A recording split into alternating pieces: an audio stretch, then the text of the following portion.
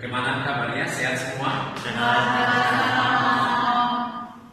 Hari ini kita melanjutkan pembahasan tentang lanjut usia.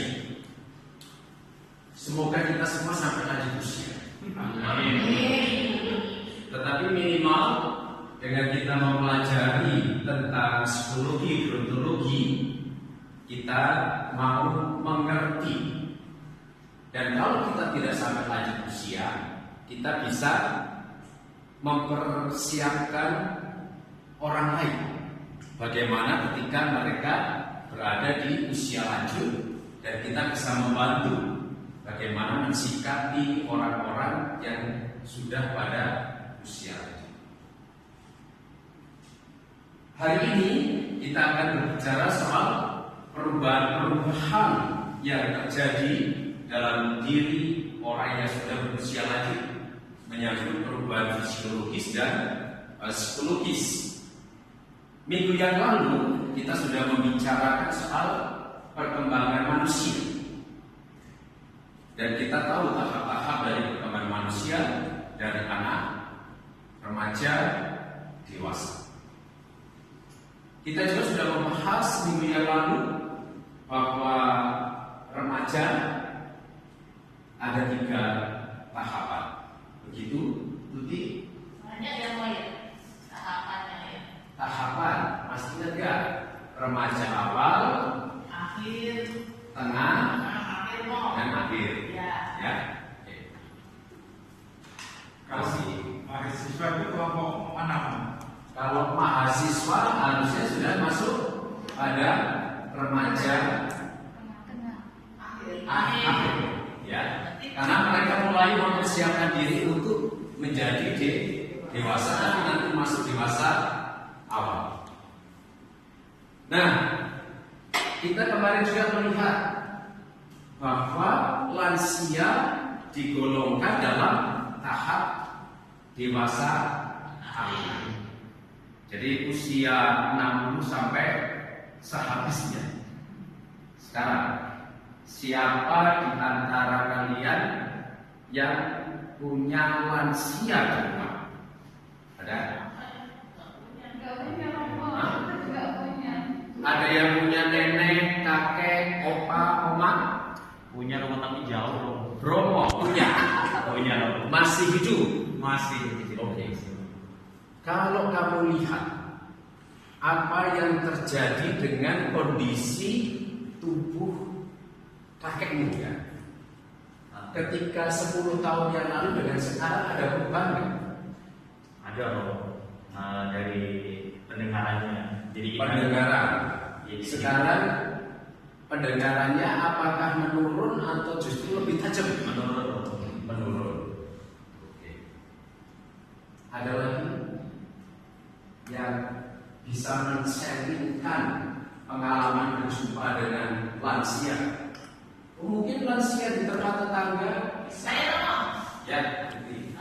Lansia di tempat tetangga saya Romo. Sudah mulai keriput, sudah mulai lupa, menurunnya fisik, menurunnya psikologis, yaitu sering marah-marah tanpa alasan, sering godain cewek. Masih cowok iya. Jadi kalau kita cermati, ternyata orang yang sudah berusia lanjut mengalami aneka perubahan. Perubahan pertama yang kelihatan secara fisik, penampilan pasti berubah. Tidak sama seperti ketika kita waktu masih muda. Akan kelihatan di bagian kepala. Ini dahi sudah mulai mengerut, mata ini sudah mulai ada apa ini? Kantung mata. Pipi sudah tidak kayak bakpao. Mulut ini juga sudah keriput. Dalam mulut ada gigi pasti juga sudah ada perubahan. Kemudian konstruksi tulangnya sudah tidak sekuat dulu, maka akan kelihatan membengkak. Kulit Ini mengerti. Lalu di dalam kepala ada otak, otak pun akan ada penciutan volumenya. Nah nanti efeknya ini ke macam-macam, menyangkut nanti kemampuan kognitif, kemampuan belajar, kemampuan untuk juga mengingat. Itu secara fisik. Lalu kemampuan motorik,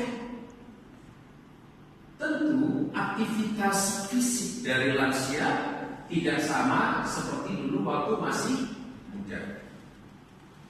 Kakeknya Diana dulu masih kuat mencangkul. Kira-kira sekarang masih mencangkul tidak? Oh, sudah meninggal. Pasti tidak bisa mencangkul. Tetapi masih ingat di akhir-akhir hidupnya bagaimana aktivitas motorik kakeknya? Kakek saya dokter meninggal karena zaman dulu kan operasi tidak steril ya Bu ya. Jadi dia banyak menghirup cairan operasi itu. Jadi meninggal karena hepatitis kemudian 40 tahun ketika meninggal. 40 tahun kan ya, masih muda, belum lansia. Kakek.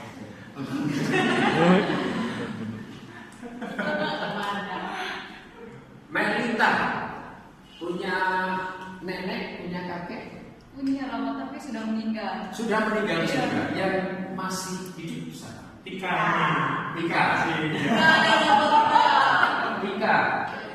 Di Saat ini kakekmu masih hidup.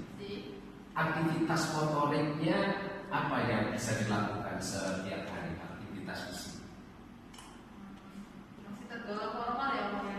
normal. Masih naik motor bisa?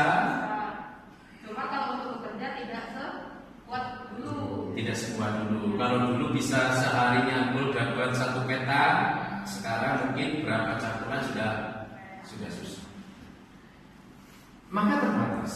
Karena nanti kemampuan saraf dan otot-ototnya pun mengalami penurunan. Sehingga kita pun tidak bisa menuntut lansia untuk melakukan aktivitas fisik seperti dahulu. Maka kita sering menjumpai misalnya lansia memecahkan gelas. Nenek kita cuci piring bukannya bersih ya, tapi malah pada pecah. Yo bersih karena habis tadi ya, ada pecah. Atau sepakat yang berat-berat, nah ini tidak bisa. Maka harus disesuaikan. Kita harus sadar bahwa lansia mengalami kemampuan yang menurun menyangkut motor. Kemudian panca indera. Sekarang orang tua dan kita mungkin mengalami penglihatannya mulai menurun. Maka ini harus hati-hati juga. Kalau kita punya lansia di rumah, menyangkut nanti konstruksi kamar dan rumah. Karena bisa saja untuk turun tangga sudah tidak awas. Bahkan ada yang tidak bisa lagi melihat, kelihatannya semuanya bayang-bayang. Sehingga ini siapa ya? Cucunya di hadapan neneknya semua sama, hitam gitu ya, nggak ada yang putih, nggak ada yang putih, semuanya sama. Nah, ini kemampuan panca indera termasuk pendengaran. Kita sudah ngomong, tapi nenek nggak dengar. Karena ada penurunan kemampuan mendengar, dan ini sering menyebabkan miskomunikasi di tengah keluarga. Lalu menyangkut kesehatan. Ya jangan dengar kalau nenek kita dikit-dikit masuk angin, pegel kita pijet, ya. Tapi kita justru harus menyadari, menerima keadaan. Semua aspek fisiologis ini ternyata nanti berdampak juga secara psikologis. Kemampuan kognitif orang tua sudah tidak bisa disamakan dengan waktu mereka masih muda. Kemampuan untuk belajar, kemampuan untuk mengingat. Siapa yang punya orang tua atau lansia di rumah yang pakai HP? Sukarman punya. Sekarang punya. punya tapi bisa menggunakan HP. Dan akan bertanya kan? Iya. Bertanya sudah dijelaskan masih tanya lagi. Karena kemampuan mengingatnya sudah ada penurunan. Romo, saya mau tanya Romo. Ya, Diana. Begini Romo, kan lansia itu punya keinginan ya, mereka ingin menguasai hal-hal yang baru, tetapi lingkungan seperti membatasi, bilang kayak udah tua ngapain nyapu, nanti repot dan semacamnya. Ketika dia mau makan hobi baru, dibilang kan udah tua, mending ibadah saja. Nah, jadi itu menimbulkan perasaan tidak berdaya pada lansia. Nah, apa yang harus kita lakukan ketika lansia mengalami penurunan harga diri maupun kepercayaan dirinya? Nah, berarti kondisi lansia juga ditentukan oleh sikap orang-orang di sekitar. Ya. Nanti ini menyangkut psikososial. Jadi ada hal-hal yang mengganggu kehidupan lansia, bisa mendukung atau bahkan merendahkan, bahkan kemudian membuat lansia tidak bahagia karena lingkungan hidupnya. Nanti akan kita bahas tersendiri melalui topik social support untuk lansia, ya Diana. Ya, baik. Untuk sekarang masih bisa melakukan. Kalau kamu punya orang tua atau bertemu dengan orang tua, jadilah bagian dari pribadi yang mendukung keberadaan lansia dengan apa adanya. Disemangati, ya. Justru oke. Orang tua tetap bisa beraktivitas, tetapi dengan batas-batas sesuai dengan kemampuan fisiknya. Jadi jangan misalnya orang tua, oke, kakek masih boleh beraktivitas panjat pohon kelapa, ya. Ini akan membahayakan, ya, karena sudah tidak lagi sesuai dengan itu. Kemampuan untuk belajar sesuatu yang baru menurun. Kemampuan untuk mengingat, maka jangan sakit hati kalau kita sebagai cucu nggak diingat oleh opa-opa kita. Kemudian emosinya cenderung labil, macam-macam hal. Karena tadi mendengar tidak jelas, melihat tidak jelas, ini menyebabkan dia bisa mudah tersulut emosi amat. Afeksi, rasa suka tidak suka, ya, jealous, cemburu. Maka kadang ada lansia yang cemburu dengan anak mantu, ya, dengan cucu diperhatikan kok saya di Agnes punya itu ya. Punya. Tetangganya. Lalu psikososial menyangkut relasi sosial pribadi lansia ini juga mengalami penurunan. Tentu sudah tidak bisa lagi bersosialisasi seperti itu, tetapi tidak boleh dibatasi untuk tetap juga mendapat dukungan sosial. Ya tidak apa-apa kalau kakek mas aktif di Instagram, ya boleh kita jadi temannya untuk apa? Untuk mendukungnya. Oke. Ini beberapa perubahan yang nanti bisa kalian juga lengkapi melalui paham yang sudah kemarin saya sampaikan sebelumnya, yang bisa kalian baca, dan kuis nanti akan bisa dikirimkan melalui lumen. Tetapi untuk pertemuan yang akan datang kita akan membahas problematik lansia, ya, berkaitan dengan perubahan psikologis ini. Kita akan mencatat problem-problem apa yang dihadapi ketika seseorang menjadi lansia.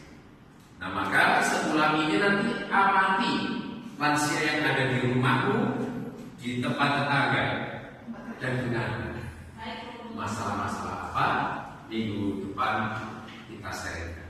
Begitu. Jangan lupa nanti isi absen di lumen. Ya,